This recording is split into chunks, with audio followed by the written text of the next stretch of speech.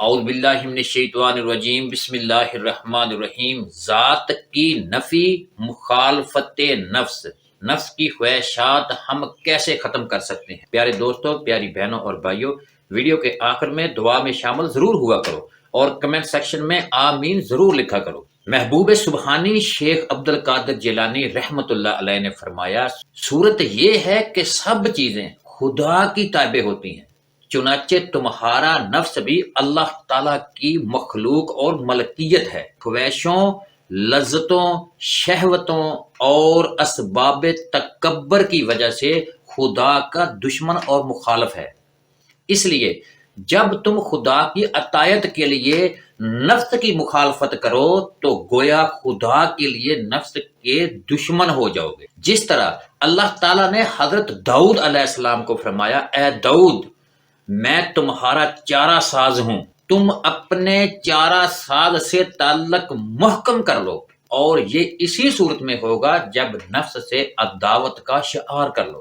اسی طرح خالق و مالک سے تمہاری دوستی اور اس کی بندگی ثابت ہوگی، تمہیں پاکیزہ حصے ملیں گے، تم عزیز و محترم ہو جاؤ گے اور چیزیں تمہاری تابع ہو جائیں گی اور خدمت گزار ہو جائیں گی، اس لیے کہ ہر چیز اس کے تابع ہے۔ اس نے ہر چیز کو پیدا کیا، وہی ہر چیز کو دوبارہ پیدا کرے گا۔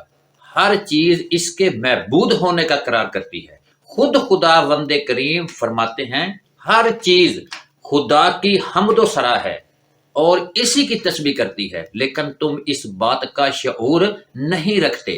فرمایا، خدا نے آسمانوں اور زمینوں سے کہا کہ عمیدگی سے یا غیر عمیدگی سے بہرحال میری اطاعت کرو۔ انہوں نے جواب دیا کہ ہم مطابقت میں حاضر ہیں، لہذا عبادت کی تکمیل یہ ہے کہ خواہشات نفس کی مخالفت کی جائے۔ اللہ کریم نے فرمایا کہ نفس امارہ کی پیروی نہ کرو، یہ خدا کی راہ پر نہیں چلنے دے گا۔ حضرت داؤد علیہ السلام سے بھی فرمایا گیا کہ نفسیانی خواہشات سے زیادہ راہ راست سے بھٹکا دینے والی کوئی چیز نہیں، اس کی پیروی نہ کر۔ اور حضرت باجزید بستانی رحمت اللہ علیہ کے متعلق مشہور ہے کہ انہوں نے خدا تعالیٰ کو خواب میں کہا کہ کون سا رستہ تجھ تک پہنچا دے گا، کہ اللہ تک پہنچانے والا کون سا رستہ ہے؟ جواب ملا، نفس کو چھوڑ، نفس کو چھوڑ، جس طرح اس کو بالکل چھوڑ دے، آپ سے الگ کر دے۔ کیسے؟ جیسے سانپ اپنی کنڈلی اتار پھینکتا ہے۔ نفس کی مخالفت ہی میں بہتری ہے۔ در حقیقت نفس کی مخالفت کرتے ہوئے لوگوں کے حرام اور مشتبہ مال سے اجتناب ہی پرہیزگاری ہے۔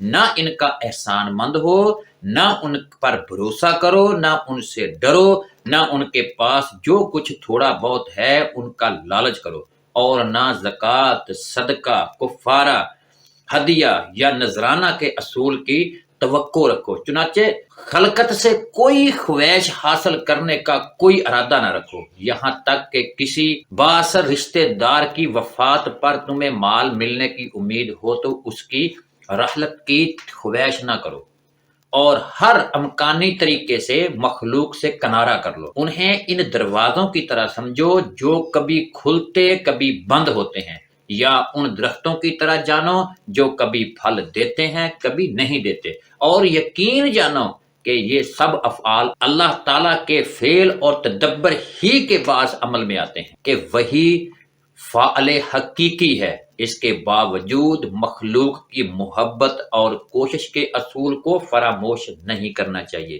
اگر یہ بھول بیٹھے ہیں تو فرقہ جبریہ میں شامل ہو جاؤ گے، لیکن یہ عقیدہ ضروری ہے کہ کوئی کام قدرت خدا بندی کے بغیر مکمل نہیں ہوتا، ورنہ خدا کو بھول کر مخلوق کو پوجنے لگو گے۔ یہ سمجھنا کہ بندہ خدا کے بغیر خود ہی اپنے ارادے اور فعل کا مالک و مختار ہے، کفر ہے۔ اور فرقہ قدریہ میں شمولیت پر درست عقیدہ یہ ہے کہ افعال کا خالق اللہ ہے اور انہیں انجام دینے والے بندے ہیں، جیسا کہ عذاب و ثواب اور سلسلے کے میں بیان ہونے والی حدیث سے واضح ہے۔ پس احکام خدا بندی کی تکمیل ضروری ہے۔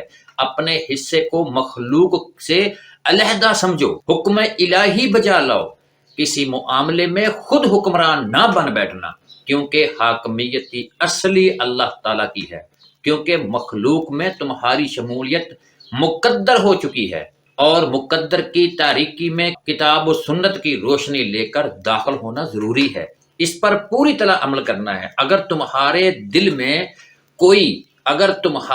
میں کوئی وسوسہ پیدا ہو یا الہام رہ پائے تو دیکھ لو کہ وہ قرآن اور سنت کے مطابق ہے یا نہیں۔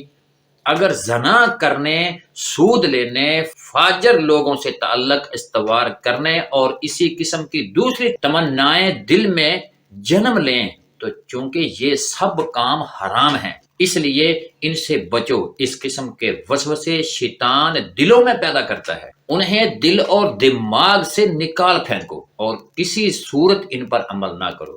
اور جن باتوں کو قرآن اور سنت نے مثلا کھانا، پینا، پہننا، نکاح کرنا وغیرہ، تو ان سے بھی احتراز کرو، کیونکہ حقیقتاً یہ بھی نفس کی خواہش ہے اور تمہیں نفس اور اس کی خواہشوں کی مخالفت کرنی ہے۔ اور اگر ایسی بات کی طرف اشارہ ہو جیسے قرآن اور سنت سے حرام یا مباح قرار نہیں دیا بلکہ تم اس کو سمجھتے ہی نہیں ہو، مثلا یہ کہ کسی خاص جگہ جا کر کسی خاص آدمی سے ملنا، جبکہ خدا تعالیٰ سے حاصل کردہ علم و معرفت کے حساب سے تمہیں وہاں جا کر کسی مرد صالحہ سے ملاقات کی ضرورت نہیں ہے، تو اس سلسلے میں جلدی نہ کرو۔ دل میں سوچو کہ کیا یہ خدا کی طرف سے الہام ہے، انتظار کرو، اگر حکم الہی ہوا تو وہی الہام بار بار ہوگا، تمہیں اس پر عمل کا حکم دیا جائے گا، یا کوئی ایسی نشانی ظاہر ہوگی جو عالم باللہ انسانوں پر ظاہر ہوتی ہے۔ اس لیے ایسے کام میں جلدی نہ کرو، کیونکہ اس کا مقصد انجام خدا کی مرضی کا تمہیں علم نہیں ہے، اور یہ بھی پتہ نہیں کہ اس میں فتنہ، ہلاکت، مکر یا امتحان کیا چیز کار فرما ہے۔ چنانچہ اس وقت تک صبر سے کام لو جب اللہ تعالیٰ خود ہی فعال ہو جائے، جب صرف فعل حق کی کیفیت باقی رہ جائے گی اور تمہیں تائید حق مل جائے گی۔ ایسے میں اگر کوئی فتنہ پیش بھی آئے تو اس کے شر سے تمہیں محفوظ کر دیا جائے گا، کیونکہ خداوند کریم اپنی معیشت پر تمہاری پکڑ نہیں کرے گا۔ بندے کو عذاب اسی صورت میں دیا جاتا ہے جب وہ خدائی کاموں میں دخل اندازی کرتا ہے۔ اگر تم ولایت کی رفتوں کے خواہش مند ہو تو مخالفت نفس کو شعار کر لو اور اس کی امر کی پیروی میں اپنے آپ کو ڈھال لو۔ یہ پیروی دو طرح سے ہے۔ پہلی قسم یہ ہے کہ دنیا کے مال سے خورد و نوش کے لیے صرف بقدر کفیت بنا لیا جائے، نفس کی لذتوں سے بچیں اور اپنے ظاہر اور باطن کو گناہوں سے بچائے۔ دوسری قسم یہ ہے کہ اپنے آپ کو باطنی امر پر معمور کر لیں۔ یہی وہ امر ہے جس سے شریعت نے نہ تو منع کیا ہے نہ اسے کرنے کا حکم دیا ہے۔ یہی امر جس کی نہ سخت ممانت ہے اور نہ وہ واجب ہے، بلکہ اس میں بندے کو اختیار دیا گیا ہے۔ اس میں کوئی شخص ترمیم و تسبیح کا اختیار نہیں رکھتا۔ جب آدمی کے سب کام اللہ کی طرف سے ہوں گے، جس کام کا حکم شروع کرے گا وہ اس کے مطابق، اور جس کا حکم شریعت میں نہیں وہ باطنی امر سے انجام دے گا، وہ آدمی اہل حقیقت میں سے ہو جائے گا، اور جس کام میں امر باطن نہیں وہ خاص فعل الہی، تقدیر محض اور حالت تسلیم ہے۔ اگر بندہ حق الحق کی منزل میں ہے جو مٹ جائے اور فنا ہو جانے کی حالت میں ہے تو وہ ابدال ہے۔ ابدالوں کے دل خدا تعالیٰ کے لیے شکستہ ہو چکے ہیں۔ یہی لوگ عارف ہیں، علم و عقل کے مالک ہیں، خلقت کے نگہبان اور خدا کے نیب اور درست ہیں۔ اس حالت میں امر کی اتباع یہی ہے کہ بندہ خود اپنی ذات کی نفی کر دے اپنے ماحول و قوت سے بیزار ہو جائے اور دنیا و آخرت کی کسی چیز کا خواہش مند نہ رہے، پھر تم مالک کا غلام نہیں، مالک الملک کے بندے بن جاؤ، خواہشات کے نہیں، امر حق کے غلام ہو گئے۔ پیارے دوستو، پیاری بہنوں اور بھائیوں، دعا کے لیے ہاتھ اٹھا لیں اور کمنٹ سیکشن میں آمین ضرور لکھیں۔ اللہ پاک ہماری مشکلاتیں آسان فرمائے۔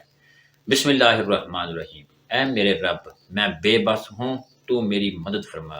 اے اللہ، تجھے تیرے پیارے حبیب محمد صلی اللہ علیہ وآلہ وسلم کا واسطہ ہماری زندگی کی مشکلات کو آسان فرما دے، ہمیں ازمائشوں سے بری کر دے۔ ہم تیری ازمائشوں سے قابل نہیں ہیں، ہم کمزور حقیر ہیں، لاچار ہیں، تو پوری کائنات کا خالق و مالک ہے۔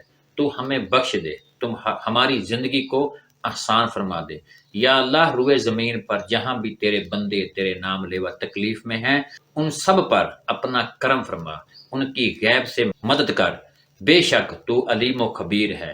اللہ پاک، جو بھی پریشان ہیں ان کی پریشانیاں دور فرما، جو دکھی ہیں ان کے دکھ درد دور فرما، جو بیمار ہیں ہسپتالوں میں گھروں میں ان کو شفائے کاملہ عاجلہ عطا فرما، جو بے روزگار ہیں ان کو حلال رزق روزگار عطا فرما، جو بے اولاد ہیں ان کو نیک صالح اولاد عطا فرما، جو انسان جسے چاہتا ہے ان کو اس کی چاہت عطا فرما۔ اے اللہ، ہم بے بس ہیں، تو بے بس نہیں، ہماری مدد فرما۔ سب کے والدین کا سایہ سلامت رکھنا، اور جن کے والدین نہیں ان کو صبر والی زندگی عطا فرما۔ ہم تیرے گناہ گار بندے ہیں، ہمیں معاف فرما، جو مانگا ہے وہ بھی عطا فرما، اور جو نہیں مانگا یا اللہ وہ بھی عطا فرما۔ یا رب العالمین، کن فرما دے، ہمیں مایوسیوں سے نجات عطا فرما، نصیب ہمارے کھول دے۔ آمین یا رب العالمین۔ وما علینا الا البلاغ۔